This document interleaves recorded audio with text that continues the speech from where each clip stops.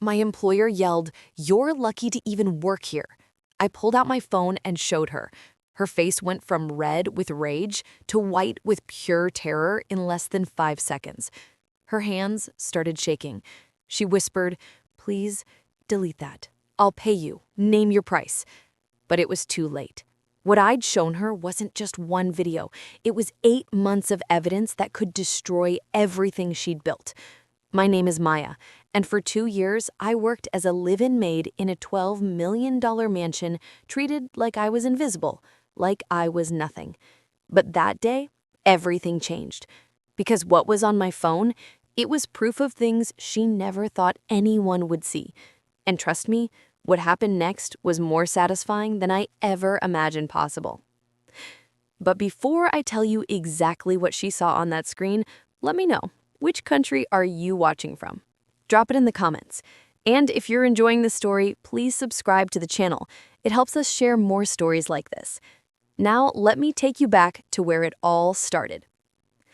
My story begins on a cold September morning, 2 years before that confrontation.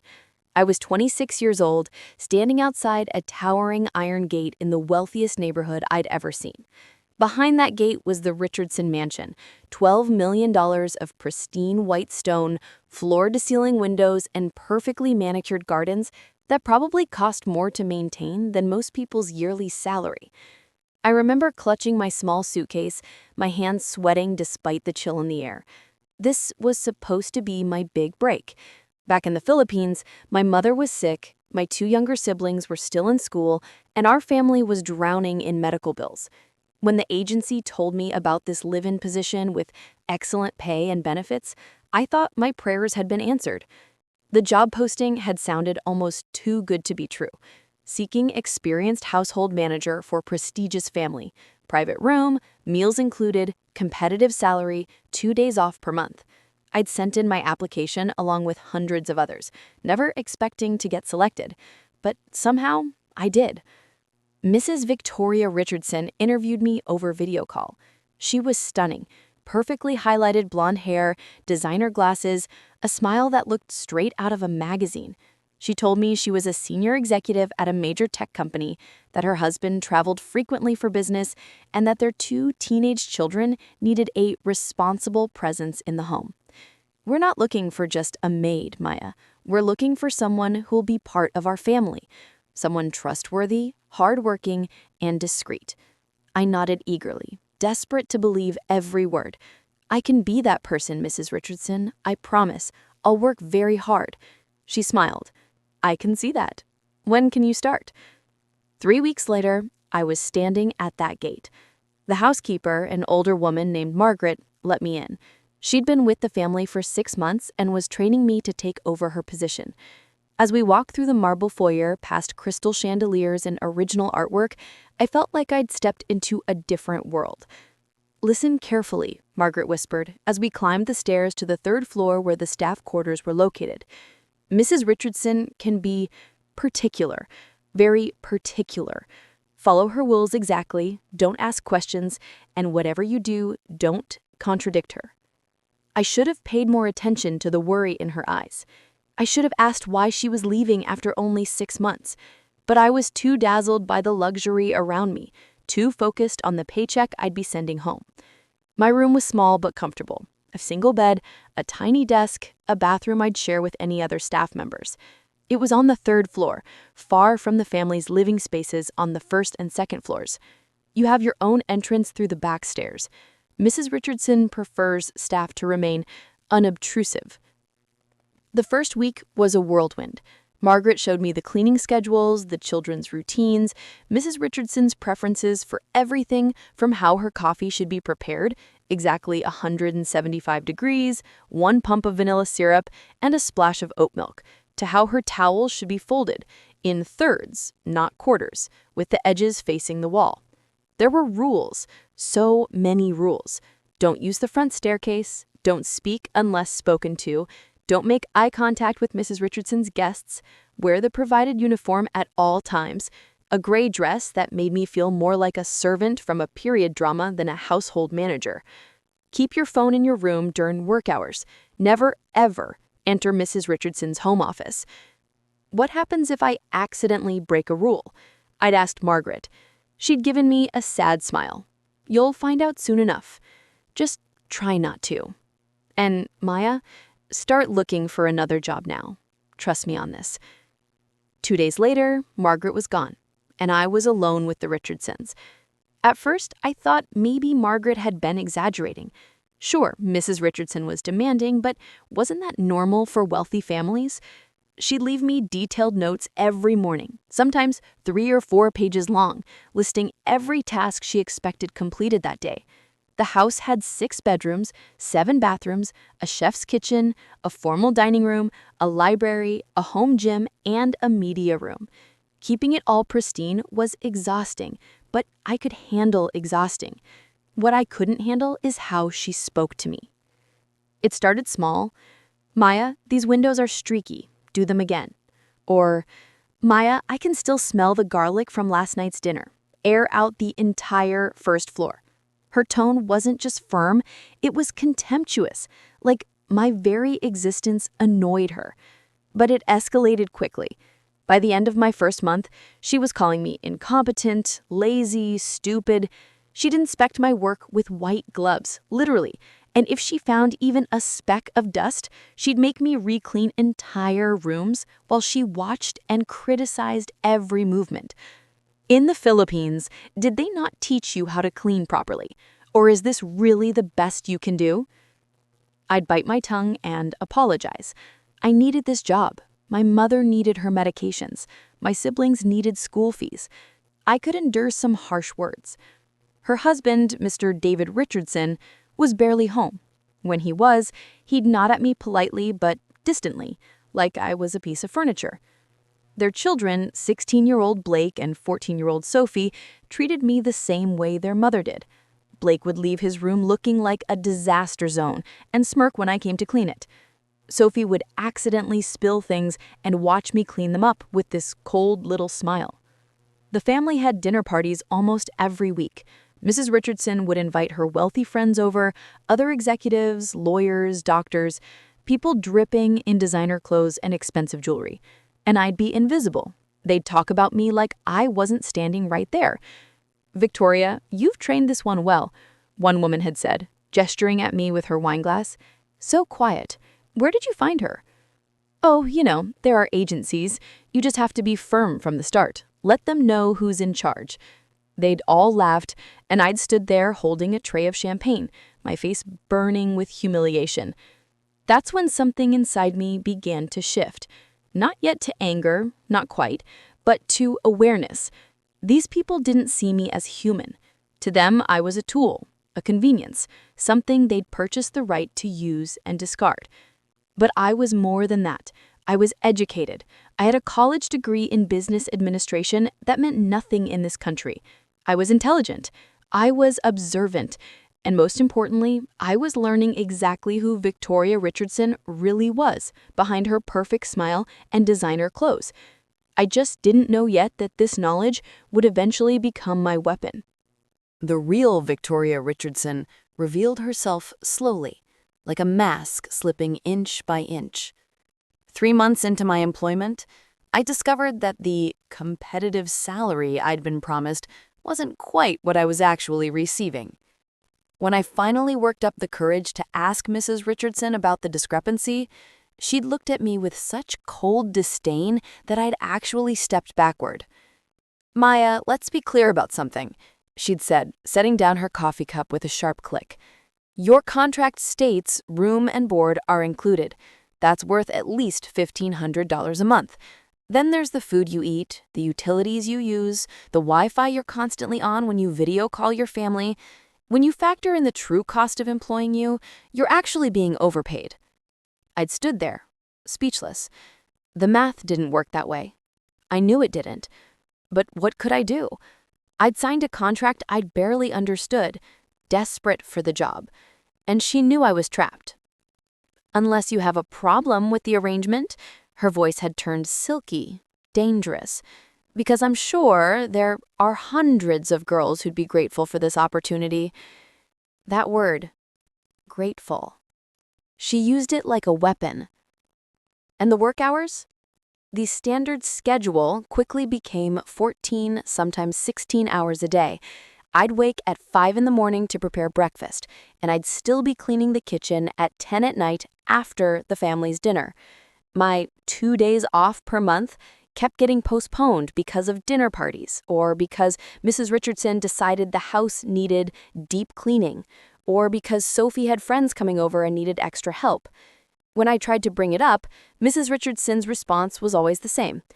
"You're lucky to even have this job, Maya. Do you know how many people would kill for this opportunity? Don't be ungrateful." There was that word again. Grateful.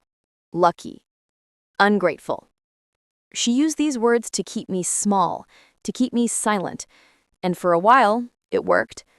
The verbal abuse intensified. Mrs. Richardson didn't just criticize my work anymore, she attacked me personally. She'd comment on my accent, mimicking the way I pronounced certain words and laughing at me. She'd make jokes about third world work ethic in front of her friends. Once when I accidentally broke a wine glass, a simple accident that happens to anyone, she'd screamed at me for 20 minutes about how careless and stupid I was, then docked me 2 weeks of my pay for the replacement. The wine glass cost $30. She docked me $400. But the worst part wasn't even the verbal abuse. It was the isolation. I had no friends in this country, no family, no support system. My phone was my only connection to home, but Mrs. Richardson had a rule: no personal calls during work hours, which meant from 5 a.m. to 10 p.m. By the time I could call my family in the Philippines, they were starting their day, rushing to school and work. Our conversations became shorter and shorter. My mother would ask, "Are you okay, anak? You sound tired." And I'd lie. "I'm fine, Mama, just working hard. How are you feeling? Did you get your medication?" I couldn't tell her the truth. She'd worry. Worse, she might tell me to come home, and we couldn't afford that. Her cancer treatments were expensive. My brother needed money for university entrance exams. My sister needed dental work. I was their lifeline, even if that lifeline was slowly choking me. 4 months in, I started noticing other things, darker things. Mrs. Richardson had a habit of entertaining male colleagues in her home office when Mr. Richardson traveled, which was often. She'd have me serve drinks, then dismiss me sharply. But I hear laughter, intimate conversations, sounds that made me uncomfortable. Once I'd accidentally walked past the office when the door was ajar and seen her with a man that definitely wasn't her husband, their faces very close together. She'd seen me see them. Her eyes had locked with mine for one terrible second, and I quickly looked away and hurried past. The next day, she'd called me into the living room. "Maya, I need to discuss something with you. Discretion." She'd smiled, but I hadn't reached her eyes. "You understand what that means, don't you? What you see in this house stays in this house.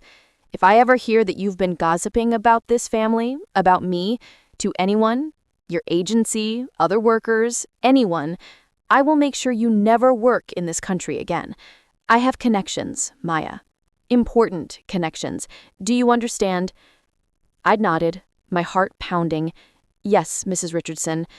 "Good. Because you're lucky to work for a family like ours. Not everyone would give someone like you such an opportunity.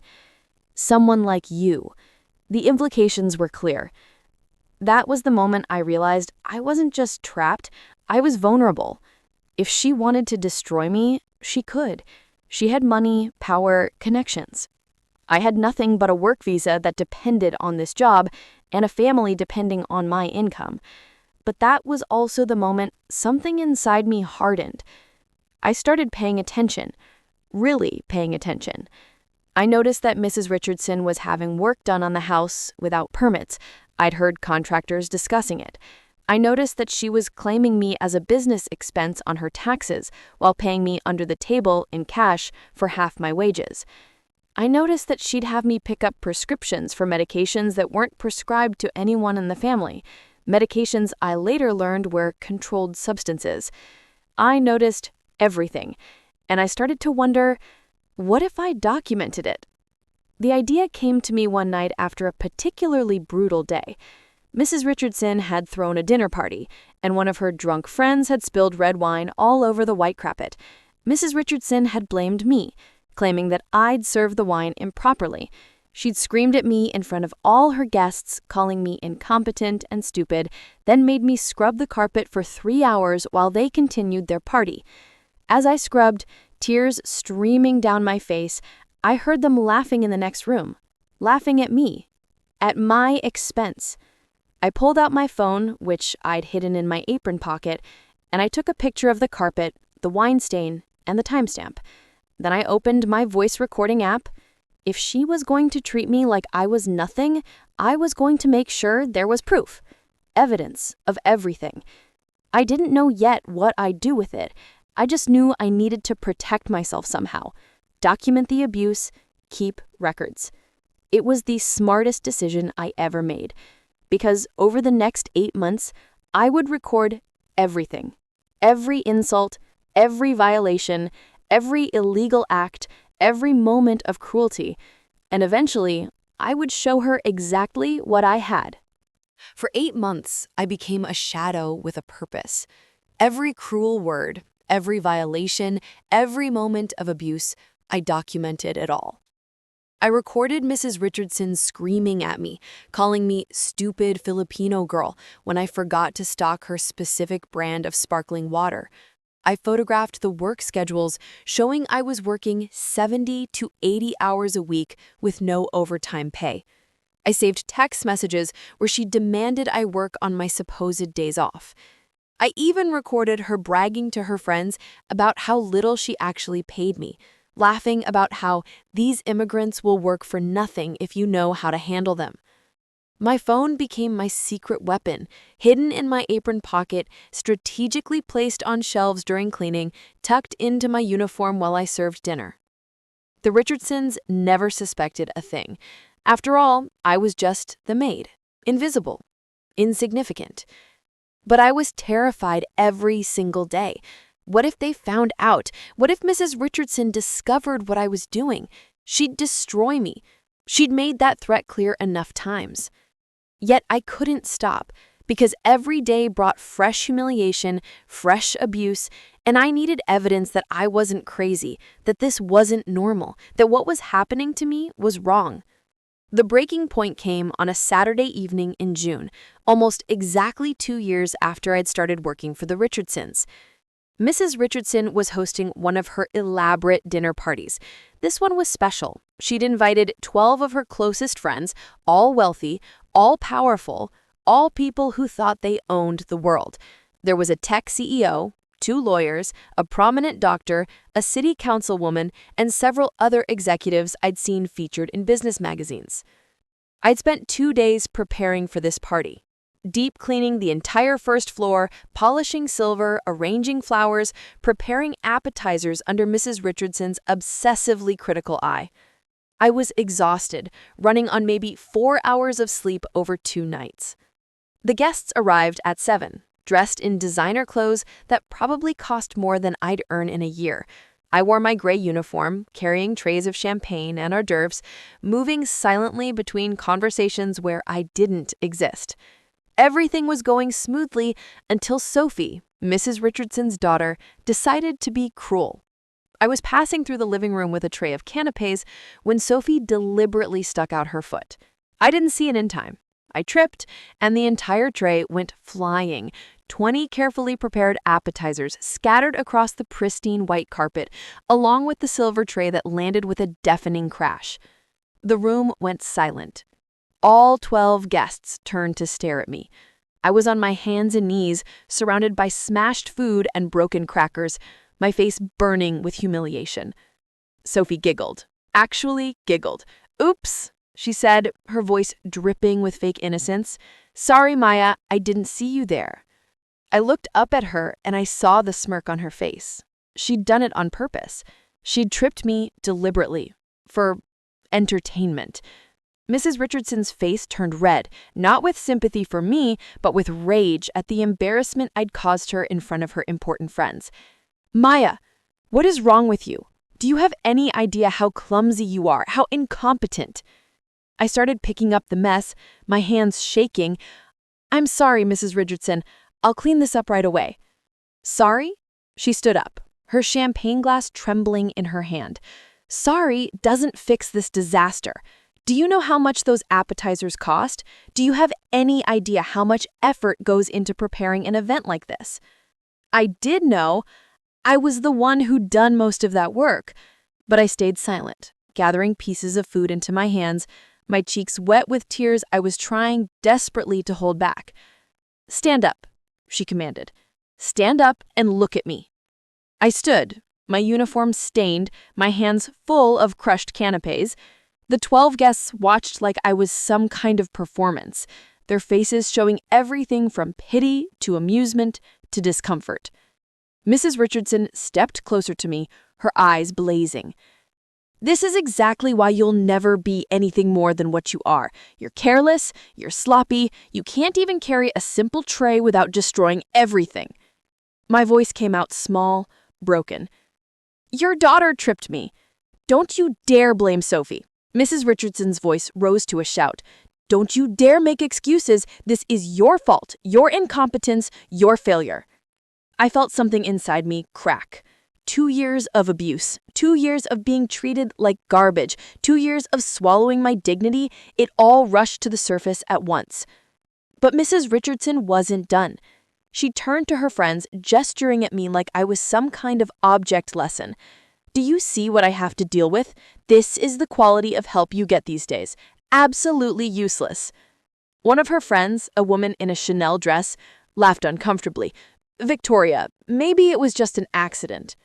No, Mrs. Richardson cut her off. No, this is a pattern. She's always making mistakes, always causing problems. Honestly, Maya, you're lucky to even work here. Do you understand that? You're lucky that someone like me even gave you a chance. There it was, the line that would change everything. You're lucky to even work here. The room was completely silent. Some of the guests looked away, clearly uncomfortable, but no one said anything. No one defended me, they just watched. And something inside me snapped. I reached into my apron pocket, my hand closed around my phone. I pulled it out slowly, deliberately. Mrs. Richardson noticed. What are you doing? I told you no phones during work hours. I unlocked the screen. I opened my voice recordings folder. I selected the file labeled Victoria Richardson Compilation Part 1, and I pressed play. Her own voice filled the room crystal clear. These immigrants will work for nothing if you know how to handle them. You just have to keep them scared and grateful. Maya is perfect. She's desperate. She's got family depending on her. She'll put up with anything. Mrs. Richardson's face went from red with anger to white with terror in less than 5 seconds. Her hands started shaking. The champagne glass slipped from her fingers and shattered on the floor. Please, she whispered to reach for my phone. Maya, please, delete that. Maya, we can work this out. But I stepped back, and I let the recording keep playing. The recording continued playing, and Mrs. Richardson's voice echoed through the silent living room. I pay her half in cash so I don't have to report it. Saves me thousands in taxes every year. And she's too scared to complain because I told her I'd get her deported. It's actually genius when you think about it. One of the guests gasped. The city councilwoman's eyes went wide. Mrs. Richardson lunged forward, trying to grab my phone, but I stepped back again. Maya, stop this right now. Her voice cracked with panic. Turn that off. This is a violation of my privacy. I pressed pause. Finally, I spoke with power in my voice. Privacy? You want to talk about privacy, Mrs. Richardson? Should we discuss how you violated mine for 2 years? I swiped to another file. This one was a video. I turned the phone so her guests could see the screen. It showed Mrs. Richardson in her office kissing a man who definitely wasn't her husband. The timestamp showed it was from 3 weeks ago, when Mr. Richardson was in Tokyo for business. Oh my God, someone whispered. Mrs. Richardson's face had gone from white to a grayish shade of green. How did you? There's more, I said calmly, switching to another video. This one shows you instructing me to lie to the IRS about your home office expenses. And this one, I scrolled through my files, shows you taking prescription painkillers that aren't prescribed to you. Should I continue? Maya? Her voice was barely audible now. Please, I'll pay you. Name your price. I'll give you whatever you want, just delete those files. Please. I looked around the room. All 12 of her wealthy, powerful friends were staring at her with shock, disgust, or in some cases, fear, probably wondering if they'd been recorded too. You want to know what I want? I felt tears streaming down my face, but my voice stayed steady. I wanted to be treated like a human being. That's all I ever wanted. But you made that impossible. I opened my photo gallery. I have pictures of every paycheck you've given me. They show you've been paying me less than minimum wage while working me 70 to 80 hours a week. I have recordings of you using racial slurs. I have evidence that you've been having construction work done without permits. I scrolled through hundreds of files. I have text messages where you threaten to have me deported if I complain. I have videos of you instructing me to buy controlled substances using fake prescriptions. The doctor in the group stood up abruptly. Victoria, what the hell? Shut up, Mrs. Richardson snapped at him, then turned back to me. Maya, you don't understand what you're doing. I have lawyers, powerful lawyers. I will destroy you if you don't delete those files right now. Destroy me. I laughed, and it sounded bitter even to my own ears. You've been destroying me every day for 2 years. You've stolen my wages, you've abused me, you've threatened me, you've treated me like I'm worthless. So go ahead, Mrs. Richardson. Call your lawyers, because I've already made copies of everything. Cloud storage, multiple backups. Even if you take this phone from me right now, it won't matter. That was a lie. I hadn't actually backed everything up yet, but she didn't need to know that. Sophie spoke up from the corner, her voice small and scared. Mom, what is she talking about? What prescriptions? Mrs. Richardson ignored her daughter. Her eyes were locked on mine, and I could see her mind racing, trying to find a way out, trying to regain control. But for once, she had none. What do you want? She asked finally, her voice hollow. I took a deep breath. I want 8 months of back wages for all the overtime you never paid me. Based on the hours I documented, that's approximately $18,000. I want a formal letter of recommendation, and I want you to never contact me, threaten me, or try to interfere with my life again. 18,000? She sputtered. That's insane. Actually, the lawyer in the group interrupted quietly, based on what I just heard, she's probably owed more than that. And Mrs. Richardson, if even half of what's on that phone is true, you're facing serious legal consequences. Tax evasion, labor violations, possibly drug charges. Shut up, Marcus, Victoria snapped at him. I continued, my voice growing stronger. You have 24 hours to transfer the money to my account. If you don't, I'm going to the Department of Labor, the IRS, and every news outlet in the city, and I'm going to show them everything. Mrs. Richardson looked around at her guests, seeing the judgment in their eyes, the shock, the disgust, or in some cases fear, probably wondering if they'd been recorded too. You've ruined me, she whispered. No, I said firmly, you ruined yourself. I just documented it. I set my phone down on the coffee table, my hand steady, despite the adrenaline coursing through my veins. I'm going upstairs to pack my things. I'll be out of your house within an hour. The money had better be in my account by tomorrow evening. I turned to leave, then paused and looked back at her one more time. Oh, and Mrs. Richardson, I was never lucky to work here. You were lucky I stayed quiet as long as I did. Then I walked out of that living room with my head held high for the first time in 2 years, leaving behind a woman who'd finally learned that even the powerless have power when they find their voice. I packed my belongings in 45 minutes. 2 years of my life fit into the same small suitcase I'd arrived with. My hands were shaking the entire time, not from fear anymore, but from the adrenaline, the disbelief, the overwhelming realization of what I'd just done. I'd stood up to Victoria Richardson. I'd exposed her in front of her most powerful friends. I'd demanded justice, and I had no idea what would happen next.